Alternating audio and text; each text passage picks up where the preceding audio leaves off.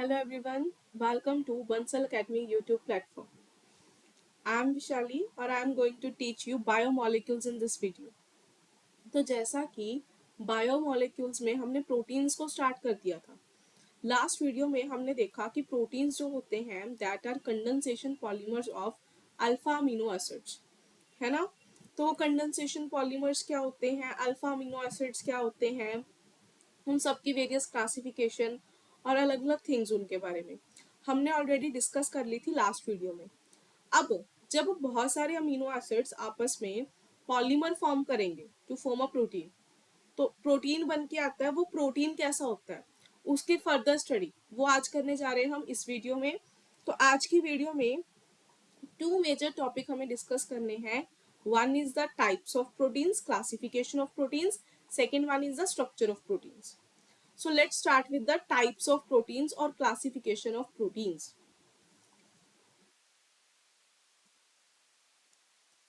तो जो प्रोटीन्स की क्लासिफिकेशन है उसको मैं दो बेसिस पे कर सकती हूँ। फर्स्ट है classification based on structure of proteins. Structure के बेसिस पे प्रोटीन्स की क्लासिफिकेशन कैसी होती है। तो based on structure proteins are of two types, fibrous proteins and globular proteins. तो क्या होते हैं ये फाइब्रस प्रोटीन्स या फिर क्या होते हैं ये ग्लोबुलर प्रोटीन्स, इनको इस वीडियो में या अब यहाँ पे डिटेल में डिस्कस करना है। हम इसे डिफरेंस की फॉर्म में समझेंगे ताकि थोड़ा सा अंडरस्टैंडिंग क्लियर हो जाए। जो फाइब्रस प्रोटीन्स होते हैं इनमें जो पॉलीपेप्टाइड चेन्स होती हैं उनकी लीनियर स्ट्रक्चर होती है। लाइक लीनियर, इसे मैं बोलूंगी they are arranged in linear thread like structure.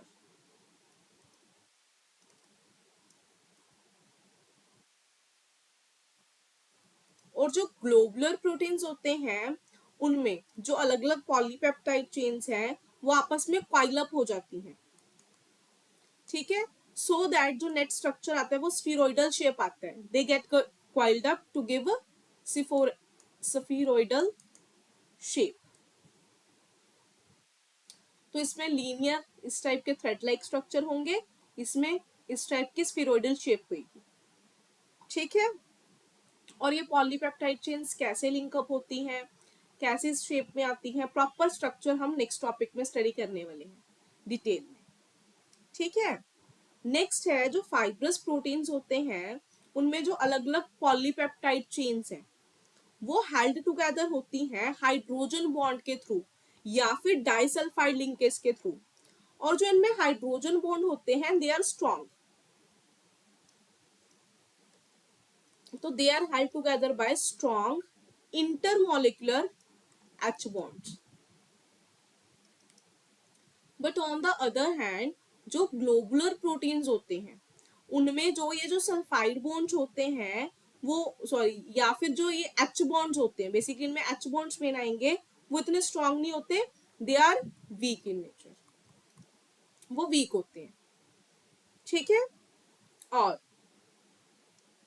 अब अगर इनमें स्ट्रॉन्ग इंटरमोलिकुलर H बॉन्ड्स है, स्ट्रॉन्ग बॉन्ड के थ्रू ये इंटरलिंक हुई है, तो they are stable towards small change in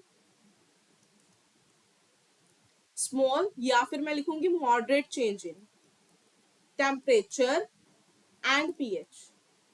अगर मान लो मैं टेम्परेचर में या फिर pH में हल्का बहुत चेंज करती हूँ तो फाइब्रस स्ट्रक्चर में, अगर प्रोटीन की स्ट्रक्चर फाइब्रस फॉर्म में है तो उसमें कोई चेंज नहीं आता, ज्यादा अफेक्टेड नहीं होते। But on the other hand जो ग्लोबुलर प्रोटीन्स होते हैं वो सेंसिटिव होते हैं।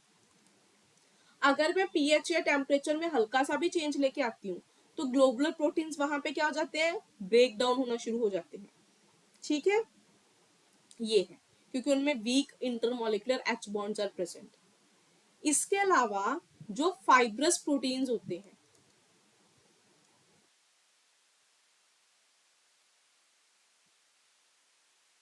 They are insoluble in water, वो वाटर में सॉल्युबल नहीं हो पाते, ठीक है। बट जो ग्लोबुलर प्रोटीन्स होते हैं they are soluble in water, वो वाटर में क्या होते हैं, सॉल्यूबल होते हैं। तो ये कुछ पॉइंट्स थे फाइब्रस और ग्लोबुलर प्रोटीन के डिफरेंस के बीच में। अगर मैं फाइब्रस की बात करूं तो इसकी एग्जांपल है कैरेटीन।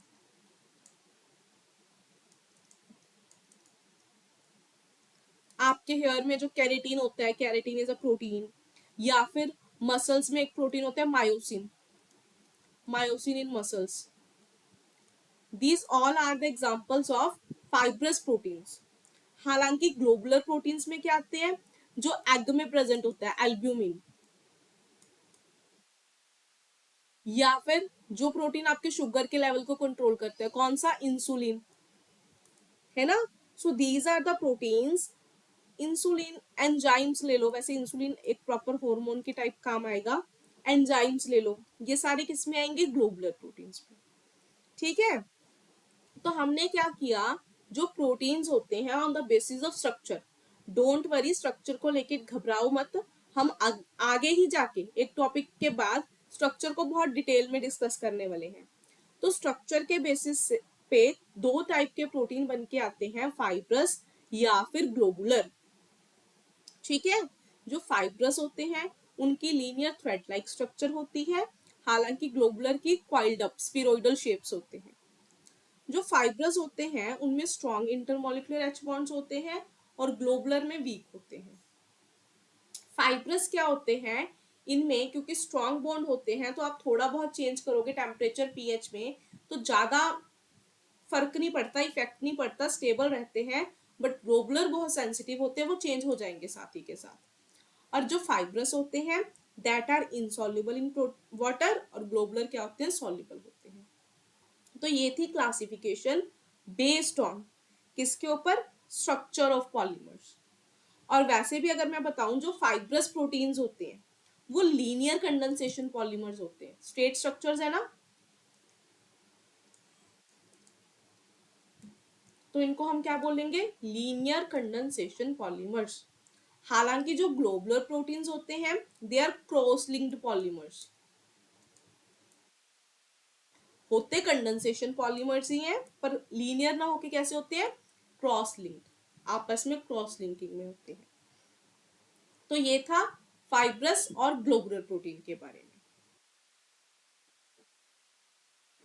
इसके बाद नेक्स्ट है हमारे पास classification on the basis of hydrolysis product. Second classification क्या है, बेस्ड ऑन हाइड्रोलिसिस प्रोडक्ट, कि हाइड्रोलिसिस करने के बाद किस टाइप के आते हैं।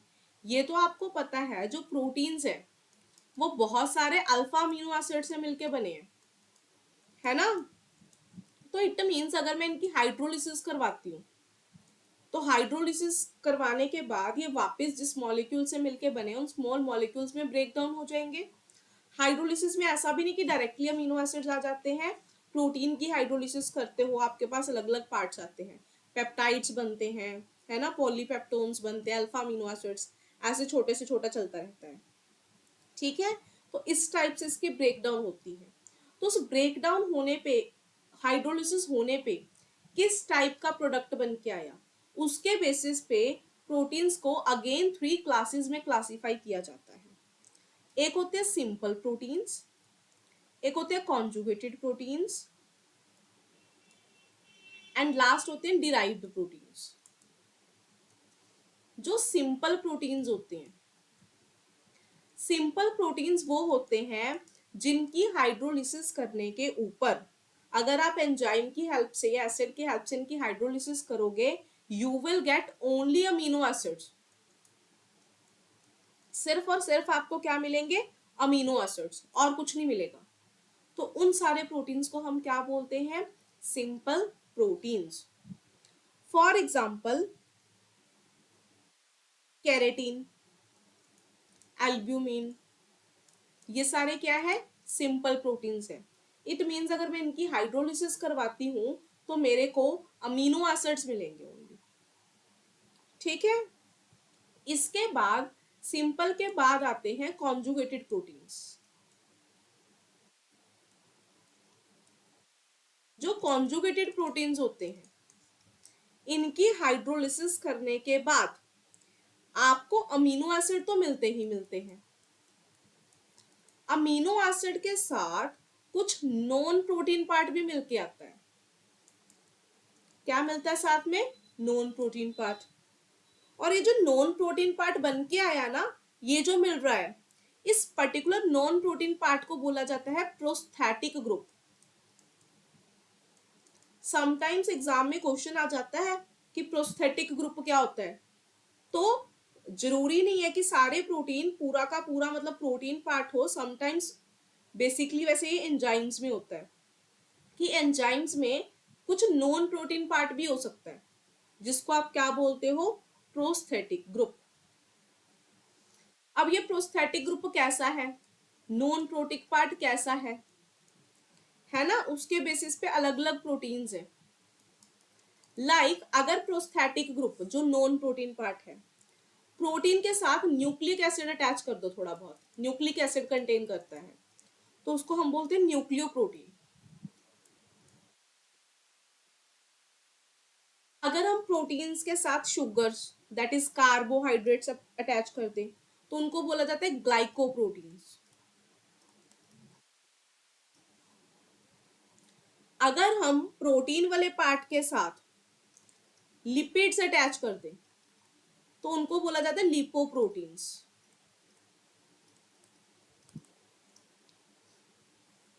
और अगर हम इस प्रोटीन वाले पार्ट के साथ phospho group phosphoric acid attach कर दें, क्या अटैच कर दें? फॉस्फोरिक एसिड, तो उसका नाम पड़ जाएगा फॉस्फोप्रोटीन। क्या नाम है उसका? फॉस्फोप्रोटीन। और अगर इसके साथ मैं कोई पिगमेंट अटैच कर दूं, लाइक आयरन, मतलब पिगमेंट कैसा होगा? जिसमें मेटल्स होंगी, आयरन, कॉपर, मतलब haemoglobin type something pigment add कर दूं, तो उस टाइम उसको बोला जाता है पिगमेंट, है ना। तो हम बोलेंगे क्रोमोप्रोटीन। इसकी एग्जांपल है हीमोग्लोबिन, मायोग्लोबिन। हीमोग्लोबिन क्या होता है? ये हमारे ब्लड का पार्ट है जो ऑक्सीजन कैरी करने में हेल्प करता है ना। तो इस तरीके से अगर प्रोटीन के साथ कुछ नॉन प्रोटीनिशियस पार्ट है, उसे हम बोलेंगे प्रोस्थेटिक ग्रुप। और प्रोस्थेटिक ग्रुप कैसा लगा हुआ है, उसके बेसिस पे प्रोटीन के अलग अलग नाम है। और ये सारे आते हैं किसकी कैटेगरी में? कॉन्जुगेटेड प्रोटीन्स की कैटेगरी में। ठीक है। इसी के साथ जो थर्ड टाइप के प्रोटीन्स है, दैट आर डिराइव्ड प्रोटीन्स। अब डिराइव्ड प्रोटीन्स वो होते हैं, मतलब जो कैसे बनते हैं, अगर आप सिंपल प्रोटीन है जो, या फिर जो कॉन्जुगेटेड प्रोटीन्स है, अगर तो इनकी हाइड्रोलिसिस करोगे, प्रॉपर कंप्लीट हाइड्रोलिसिस, तो आपको अमीनो एसिड मिलेंगे या फिर नॉन प्रोटीन पार्ट मिल सकता है। बट अगर आप इनके पार्शियल हाइड्रोलिसिस करवा दो, है ना, तो आपको क्या क्या मिल सकते हैं? हो सकता है रास्ते में आपको प्रोटियोसिस मिल जाए, पेप्टोन मिल जाए, पॉलीपेप्टाइड्स मिल जाए, तो उनको आप क्या बोलते हो? Derived proteins. लाइक अगर मैं प्रोटीन की बात करूं, सबसे पहले इसकी हाइड्रोलिसिस करवाने से प्रोटियोसिस मिलते हैं, फर्दर हाइड्रोलिसिस करने पे पेप्टोन्स बनते हैं, पेप्टोन्स की फर्दर हाइड्रोलिसिस पे पॉलीपेप्टाइड बनते हैं, पॉलीपेप्टाइड से पेप्टाइड, और देन फाइनली अमीनो एसिड्स। तो ये जो दो पार्ट है ना, प्रोटियोसिस और पेप्टोन्स, वो प्रोटीन और पॉलीपेप्टाइड के बीच वाली स्टेज, इनको हम बोलते हैं क्या? Derived proteins. क्या बोला जाता है इनको? Derived proteins. सो ये थी classification on the basis of क्या? Hydrolysis product of proteins. तो थ्री किए हमने, कौन कौन से? सिंपल, कॉन्जुगेटेड और डिराइव्ड प्रोटीन्स। ठीक है। नेक्स्ट यहां पे हमारा क्लासिफिकेशन ऑफ प्रोटीन्स कंप्लीट होता है। नेक्स्ट हमें करना है स्ट्रक्चर ऑफ प्रोटीन्स। तो देखते हैं स्ट्रक्चर में क्या है।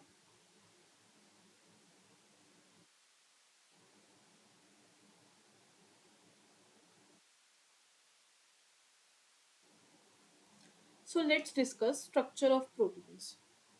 तो जो प्रोटीन का स्ट्रक्चर है उसको हम अलग अलग कैटेगरीज में पढ़ेंगे। One is primary structure, second is secondary structure, third is tertiary structure and fourth is quaternary structure. Primary, secondary, tertiary, quaternary, चार टाइप की स्ट्रक्चर्स होती हैं जो यहाँ पे शो किया गया है। इसे समझने के लिए इस पूरे साइकिल को आपको पहले one by one, step by step primary, secondary, tertiary, quaternary समझना पड़ेगा, फिर ये समझ आएगा। ठीक है, तो let us start with primary structure of proteins. तो प्राइमरी स्ट्रक्चर ऑफ प्रोटीन्स में क्या होता है, बेसिकली जो प्राइमरी स्ट्रक्चर होता है वो आपको सीक्वेंस बताता है। सीक्वेंस बताता है in which your amino acids are linked in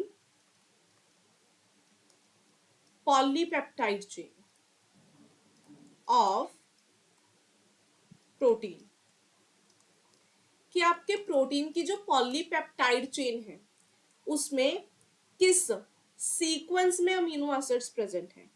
for example, जैसे ये एक एग्जाम्पल दे रखी है कि कैसे कैसे हो सकता है, कि किस टाइप से, सबसे पहले ये वाला अमीनो एसिड, फिर ये, ठीक है, फिर ये एंड सो ऑन, इस टाइप से प्रेजेंट है।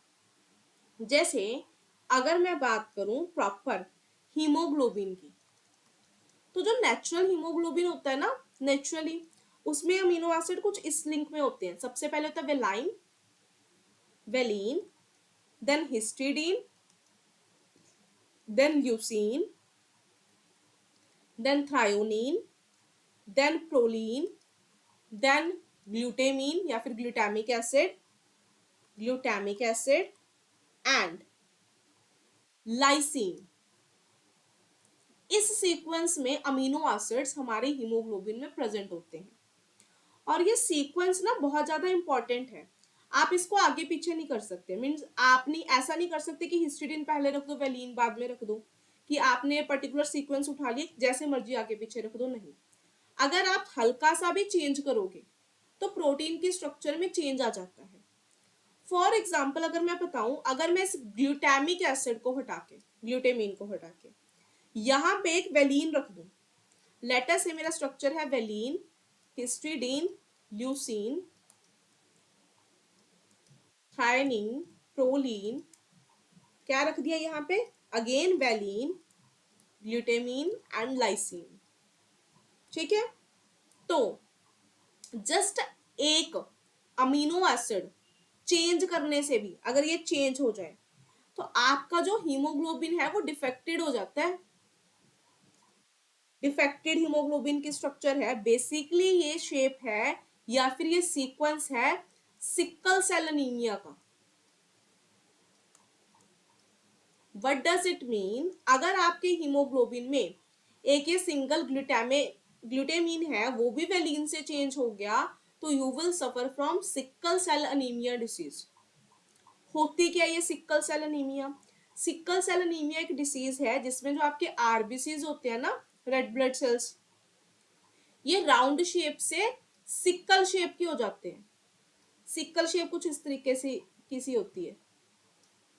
ठीक है, अगर मैं सिक्कल की बात करूं, सिक्कल बेसिकली एक इंस्ट्रूमेंट होता है जो क्रॉप्स की हार्वेस्टिंग के टाइम यूज होता है, ठीक है, फसलें वगैरह काटने के लिए, तो उस शेप की हो जाती है। तो जब हमारा वो आरबीसीज है इस शेप के हो जाते हैं तो उसको हम बोलते हैं हम कौन सी डिसीज से सफर कर रहे हैं, सिकल सेल अनीमिया। और वो डिसीज हुई कैसे, ठीक है, जब हमारे हीमोग्लोबिन में से ये वाला पर्टिकुलर अमीनो एसिड रिप्लेस हो जाता है वेलिन से, तो इस तरीके से होती है। ठीक है, तो हमारे बॉडी के अंदर अगर कोई भी प्रोटीन है वो जितने मर्जी अमीनो एसिड से मिलके बना है, वैसे तो टोटल कितने अमीनो एसिड्स हैं, 20 अमीनो एसिड्स हैं, तो 20 अमीनो एसिड्स को अलग अलग वे से रिप्रेजेंट करने के, रीअरेंज करने के 20 की पावर n वेज है। मतलब लेटर से आपके पास कोई प्रोटीन है जिसमें आप 100 अमीनो एसिड्स की चेन लेना चाहते हो, 100 अमीनो एसिड यूज करना चाहते हो, टोटल 20 होते हैं, 20 को अलग अलग, लाइक पहले वेलिन रख दिया, फिर से वेलिन, फिर सीरीन, फिर ल्यूसीन, फिर ग्लाइसिन, ठीक है, ऐसे रीअरेंज करके रखी जा रही हो। तो इस 100 अमीनो एसिड को रीअरेंज करने के कितने वेज होंगे? 20 की पावर 100। इट मीन्स इससे इतने प्रोटीन जनरेट हो सकते हैं। तो अब इस पर्टिकुलर सीक्वेंस से अगर आप सिंगल भी रखते हो ना, तो 20 वेज है, कैसे कैसे रख सकते हो? तो आपके अमीनो एसिड किस लिंक में है, किस सीक्वेंस में जुड़े हुए हैं, ये एक इंपॉर्टेंट फैक्टर है जो आपका डिटरमाइन करता है प्राइमरी स्ट्रक्चर को, कि प्रोटीन की प्राइमरी स्ट्रक्चर कैसी होगी। और अगर आपको प्राइमरी स्ट्रक्चर का पता लगाना है कि प्रोटीन में कौन कौन से अमीनो एसिड किस फॉर्म में, किस सीक्वेंस में लिंक है, ये हाइड्रोलिसिस के टाइम पे ही पता लगता है, ठीक है। और दूसरी बात एक इंपॉर्टेंट ये देखा गया है, जो प्रोटीन्स होते हैं वो जनरली जनरली क्या, एल अमीनो एसिड से बने होते हैं। जब प्रोटीन की स्ट्रक्चर्स को स्टडी किया गया तो ये देखा गया जो प्रोटीन्स होते हैं वो एल अमीनो एसिड से मिलके बने होते हैं। प्रोटीन किए थे ना, मतलब अमीनो एसिड एल भी हो सकते हैं, डी भी होते हैं। तो प्रोटीन में कौन सी फॉर्म प्रेजेंट होती है? एल अमीनो एसिड अलग अलग सीक्वेंस में जुड़े होते हैं। That will give you primary structure of proteins. तो ये था प्राइमरी स्ट्रक्चर के बारे में, ठीक है। नेक्स्ट है secondary structure of proteins. Secondary structure है, अब ये आपको मैनर बताएगी, वे बताएगी जिनमें इन विच पॉलीपेप्टाइड चेन्स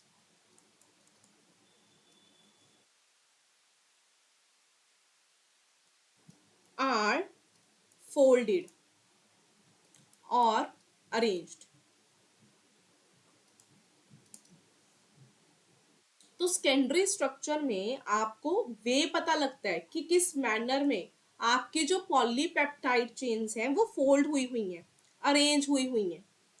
तो ये पॉलीपेप्टाइड चेन्स दो तरीके से अरेंज हो सकती हैं, हेलिकल स्ट्रक्चर की फॉर्म में और बीटा प्लेटेड शीट स्ट्रक्चर की फॉर्म में। और हेलिकल में भी फर्दर, वैसे तो अल्फा बीटा हेलिक्स होता है, but mainly we will say alpha helical structure की फॉर्म में। तो ये प्रोटीन्स आपके पास किस तरीके से फोल्ड अप हो सकते हैं? हेलिकल स्ट्रक्चर में, बीटा प्लेटेड शीट स्ट्रक्चर में। कैसे? Let us start with alpha helical structure. अब ये स्ट्रक्चर लाइनस पोलिंग ने दिया था। क्या बोला?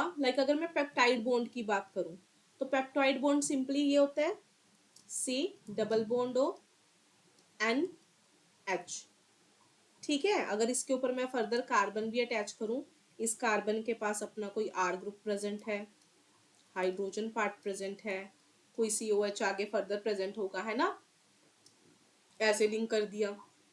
ये भी किसी कार्बन से अटैच होगा जो किसी फर्दर नाइट्रोजन बॉन्ड से, आर पार्ट से या एच पार्ट से लिंक है। अब इसमें ना रेजोनेंस हो सकती है। अगर आप देखोगे डबल, सिंगल, लोन पेयर, तो कॉन्जुगेशन हो सकती है, this will shift here, this will shift here. तो ड्यू टू दिस कॉन्जुगेशन, इसको मैं ऐसे ही छोड़ रही हूं। अब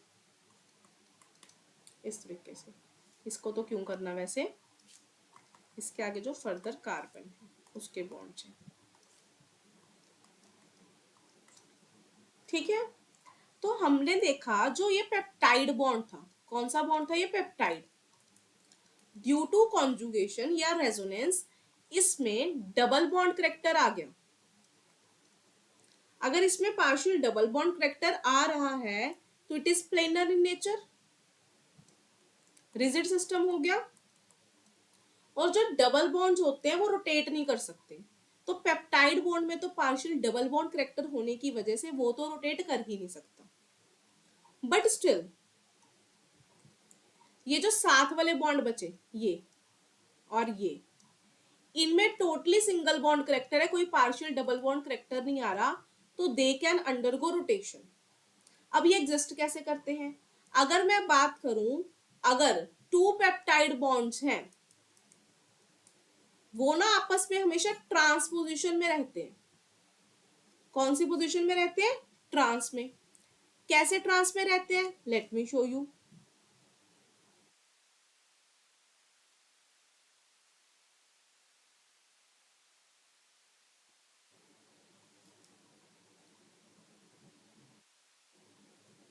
ठीक है, तो ट्रांस मैनर में कैसे रहेंगे?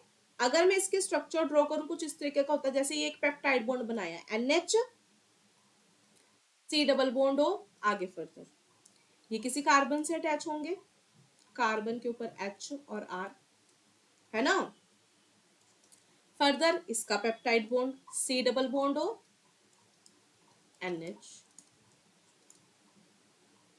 इस तरीके से C डबल बॉन्ड हो और NH।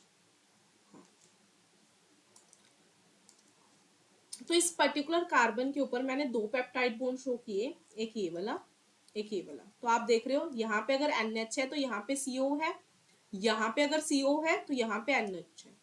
तो ये किस फॉर्म में है? ट्रांस मैनर में।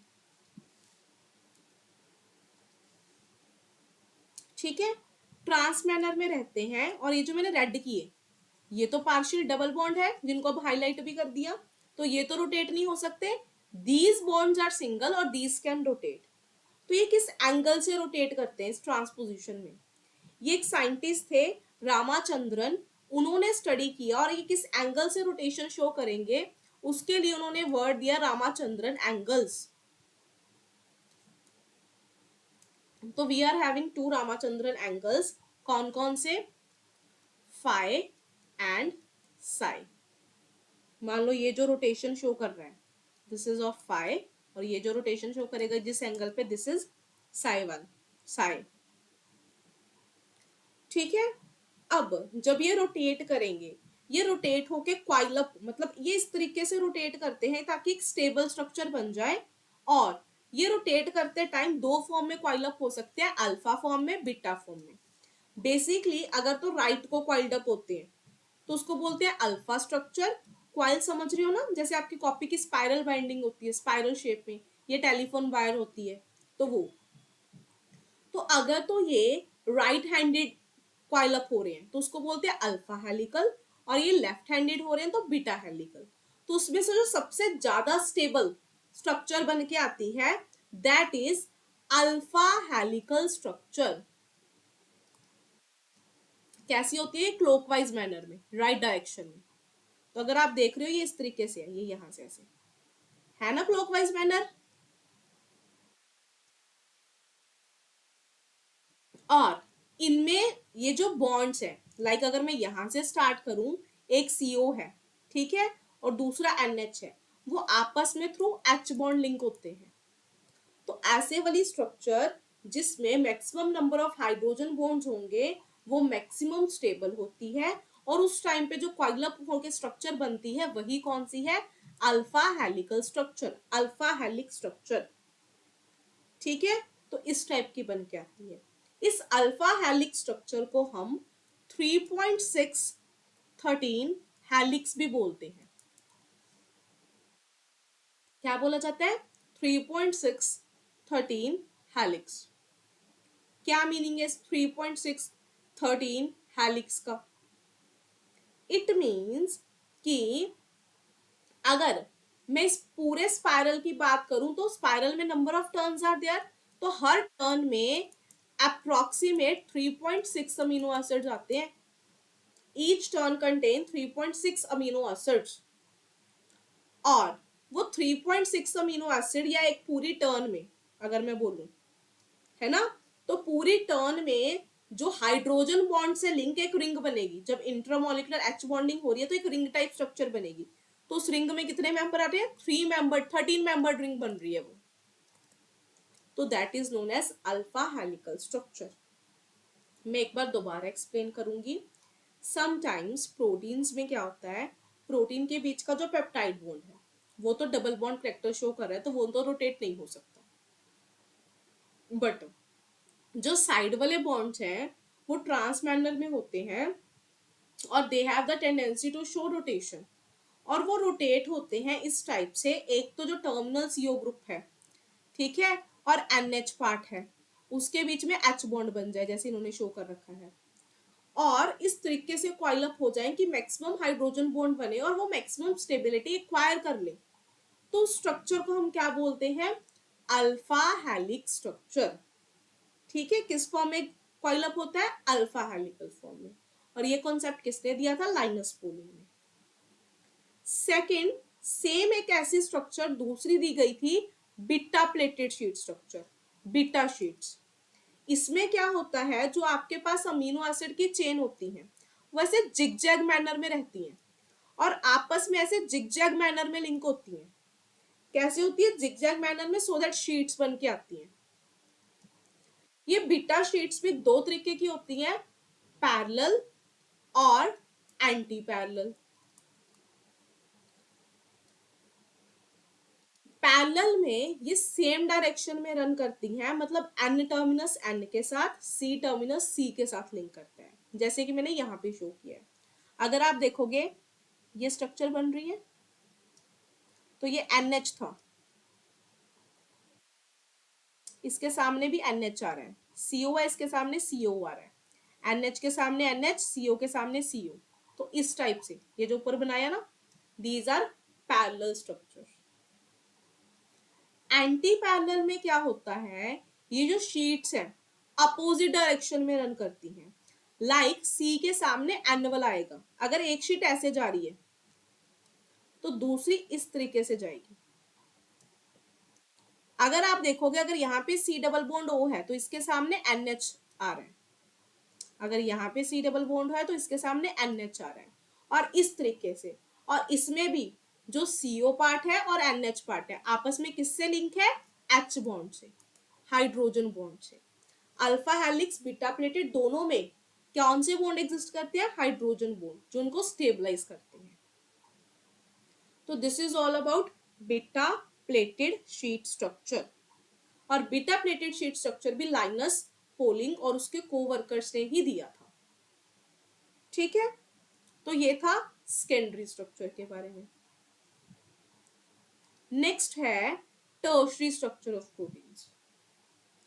टर्शरी स्ट्रक्चर में क्या होता है? सेकेंडरी स्ट्रक्चर तो बन गई, अब सेकेंडरी स्ट्रक्चर किस तरीके से फोल्ड हो रही है, ये किस तरीके से ट्विस्ट हो रही है, ये किस तरीके से बेंड हो रही है, उसके बेसिस पे पर्टिकुलर एक 3D स्ट्रक्चर बनता है, जिसे हम क्या बोलते हैं? Tertiary structure. और ये जो टर्शरी स्ट्रक्चर होता है ये प्रोटीन की ओवरऑल शेप बताता है।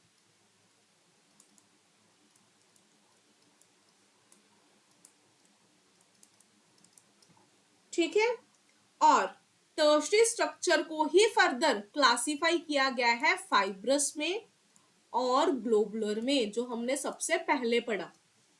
फाइब्रस प्रोटीन्स क्या होते हैं? जब अलग अलग पॉलीपेप्टाइड चेन्स, जो सेकेंडरी स्ट्रक्चर है ना, वो एक लीनियर फॉर्म में लिंकअप हो जाए, थ्रेड लाइक स्ट्रक्चर बना ले, उसको बोलते हैं फाइब्रस, लाइक रोप लाइक स्ट्रक्चर।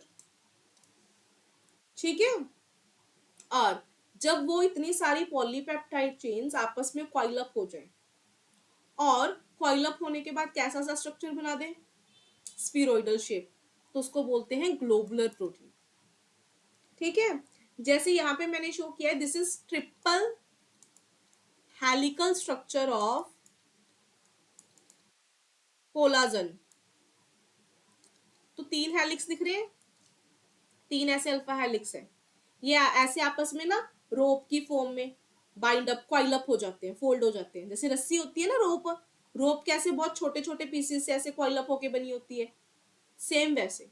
तो this is triple helical structure of collagen, जो कि उसका एक टर्शरी स्ट्रक्चर है। ठीक है, तो टर्शरी स्ट्रक्चर कैसे बनता है? जब सेकेंडरी स्ट्रक्चर फोल्ड हो जाए या ट्विस्ट हो जाए या फिर बेंड हो जाए, सो दैट एक 3D शेप बन के आए, तो उसे हम बोलते हैं टर्शरी स्ट्रक्चर। और ये बताता है हमें overall structure. Next is quaternary structure of proteins. Quaternary structures में क्या होता है, देखो कुछ प्रोटीन्स तो सिंगल चेन की फॉर्म में एग्जिस्ट करते हैं, जिसमें एक ही पॉलीपेप्टाइड चेन होती है। कुछ प्रोटीन्स में एक से ज्यादा पॉलीपेप्टाइड चेन्स होती हैं, more than one polypeptide chains. और वो जो एक से ज्यादा पॉलीपेप्टाइड चेन्स होती हैं उनको हम बोलते हैं सब यूनिट्स। क्या बोला जाता है, सब यूनिट्स या फिर प्रोटोमर। प्रोटीन से वर्ड आया प्रोटोमर, ठीक है। अब ये सब यूनिट्स सेम भी हो सकती है, मतलब आइडेंटिकल भी हो सकती है, डिफरेंट भी हो सकती है, वो डिपेंड करता है प्रोटीन कैसा है। अब जब अलग अलग सब यूनिट्स आपस में लिंक होती है आइदर थ्रू एच बॉन्ड और कोवलेंट सिंपल वैन-डर-वाल फोर्सेस या फिर इलेक्ट्रोस्टैटिक इंटरेक्शन, तो उस टाइम पे एक स्ट्रक्चर बन के आता है जिसको हम क्या बोलते हैं, क्वाटर्नरी स्ट्रक्चर, ठीक है। तो क्वाटर्नरी स्ट्रक्चर क्या है, बेसिकली इस पे पता लगता है कि कितनी नंबर ऑफ सब यूनिट्स प्रेजेंट है। इसकी डेली लाइफ मतलब बिगेस्ट एग्जांपल है हीमोग्लोबिन। हीमोग्लोबिन जो आपका है दैट इज ऑक्सीजन कैरी करने का काम करता है, इसमें 4 यूनिट्स होती हैं, 4 सब यूनिट्स। जो 2 सब यूनिट्स होती हैं वो तो अल्फा यूनिट्स बोलते हैं हम उसे, अल्फा चेन्स होती हैं, जिसमें 141 अमीनो एसिड होते हैं दोनों में, 141 फर्स्ट में, 141 ही सेकेंड में। और 2 बीटा चेन्स प्रेजेंट होती हैं जिसमें 146 अमीनो एसिड्स होते हैं। और ये आपस में मतलब बाइंड अप होके जो लीड करती हैं वो क्या बन के आता है, क्वाटर्नरी स्ट्रक्चर। तो इस तरीके से स्ट्रक्चर कंप्लीट हुआ। तो मैं आपको फर्स्ट डायग्राम दिखाऊंगी। प्राइमरी स्ट्रक्चर में सिंपल अमीनो एसिड्स आपस में एक सीक्वेंस में लिंक हो गए। फर्दर एच बॉन्डिंग से स्टेबिलिटी गेन करने के लिए या तो वो अल्फा हेलिक्स की फॉर्म में या बीटा शीट की फॉर्म में ऐसे क्वाइल अप हो जाएंगे, ठीक है। फर्दर जो अल्फा हेलिक्स होते हैं या बीटा प्लेटेड होते हैं सेकेंडरी स्ट्रक्चर, या तो फोल्ड हो जाते हैं या ट्विस्ट हो जाते हैं, बेंड हो जाते हैं, जिसको आप बोलते हो टर्शरी स्ट्रक्चर, जो पेप्टाइड बन के आया। जब बहुत सारी अलग अलग पेप्टाइड चेन्स हो वो मिलके कॉइल अप हो जाए, that will lead to quaternary structure. तो ये है अबाउट स्ट्रक्चर ऑफ प्रोटीन्स। तो यहाँ पे हमारा प्रोटीन स्ट्रक्चर्स कंप्लीट होता है। Next, we are having some terms relating to protein structures. First one is native state of proteins. Native state कौन सी होती है, प्रोटीन जब अपनी मोस्ट स्टेबल भी कौन सी, मोस्ट एनर्जेटिकली स्टेबल फॉर्म में होता है। जिस फॉर्म में वो एनर्जेटिकली सबसे ज्यादा स्टेबल है, maximum number of H bonds बन रहे हैं, जैसे आपने अल्फा हेलिक्स में बोला था ना कि मैक्सिमम स्टेबल स्टेट में जाता है, तो उस टाइम जो सबसे ज्यादा एनर्जेटिकली स्टेबल स्टेट होती है उस टाइम उस प्रोटीन की स्टेट को या स्ट्रक्चर को क्या बोला जाता है, नेटिव स्टेट ऑफ प्रोटीन्स। क्या बोला जाता है, नेटिव स्टेट ऑफ प्रोटीन्स, ठीक है। Then there is a term denaturation of proteins. Denaturation जो है ये एक प्रोसेस है जो क्या करता है, किसी भी प्रोटीन की फिजिकल को as well as biological property को चेंज कर देता है, बट जो केमिकल कंपोजिशन होती है वो सेम रहती है। So the process that changes the physical and biological properties of a protein without affecting its chemical composition is called denaturation of protein. Simple सी डेली लाइफ की एग्जांपल है curdling of milk.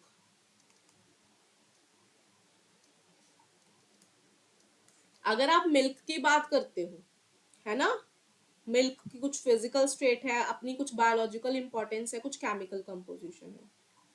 जब आप milk से curd बनाते हो, बना तो वो एक प्रोटीन ही ना, और उसके केमिकल कंपोजिशन तब सेम रहती है। जब मिल्क टू कर्ड की फॉर्मेशन होती है तो केमिकल कंपोजिशन पे कोई इफेक्ट नहीं पड़ता, वो सेम रहती है। बट अब कर्ड, इसकी फिजिकल स्टेट भी डिफरेंट है।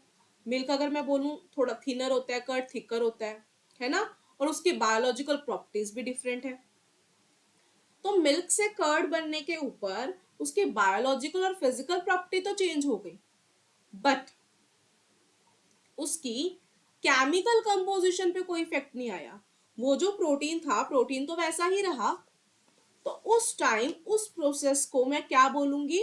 Denaturation of proteins. क्या बोला जाता है? Denaturation of proteins. इसके अलावा कोगुलेशन ऑफ मिल्क है, ये भी एग्जांपल है। ठीक है, या फिर जब आप एग को बॉईल करते हो, एग की कोगुलेशन करते हो, that is an also example of denaturation. ये जो डीनेचुरेशन का प्रोसेस होता है ना, मोस्ट ऑफ द टाइम्स ये इरिवर्सिबल होता है। लाइक आप मिल्क से कर्ड तो बना सकते हो, पर कर्ड से मिल्क वापस नहीं लेके आ सकते ना। बट इन सम केसेस, कुछ केसेस में, इन सम केसेस, जो डीनेचुरेशन होती है वो रिवर्सिबल होती है।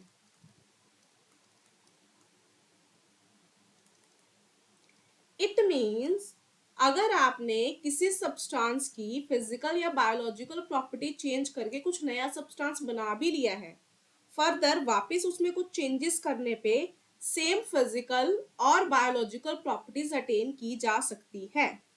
और इस रिवर्सिबल प्रोसेस को, जिस केस में वो रिवर्स हो जाएगा, उस रिवर्स वाले प्रोसेस को हम क्या बोलेंगे? रीनेचुरेशन।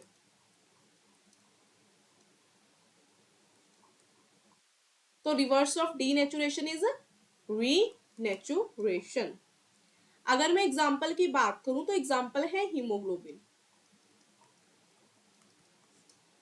जैसे आपका हीमोग्लोबिन है, सबसे पहले ऑक्सीजन को लेता है, बाइंड अप करता है, ठीक है, तो उसकी कुछ स्टेट में चेंज आती है, पर केमिकल कंपोजिशन का कुछ नहीं होता ना। फर्दर जाके वो रिलीज कर देता है ना, लंग से ऑक्सीजन लेता है, फिर ब्लड में जाके रिलीज कर देता है, ऐसे। ठीक है, तो वापस रिलीज कर देता है, तो वापस अपनी स्टेट में आ जाता है। तो हीमोग्लोबिन रीनेचुरेशन भी शो कर सकता है, डीनेचुरेशन भी। तो this is all about proteins. I hope आपको प्रोटीन्स का कॉन्सेप्ट बिल्कुल अच्छे से क्लियर हो गया होगा। Still if you are having any type of doubt in proteins, ठीक है, कोई पॉइंट नहीं समझ में आया या कोई क्वेश्चन नहीं सॉल्व हो रहा, यू कैन कॉन्टेक्ट। आप कमेंट बॉक्स में कमेंट कर सकते हो अगर कुछ पर्टिकुलर पॉइंट नहीं समझ आया, और अपने डाउट्स पूछ सकते हो, क्लियर कर सकते हो। Thank you for watching this video.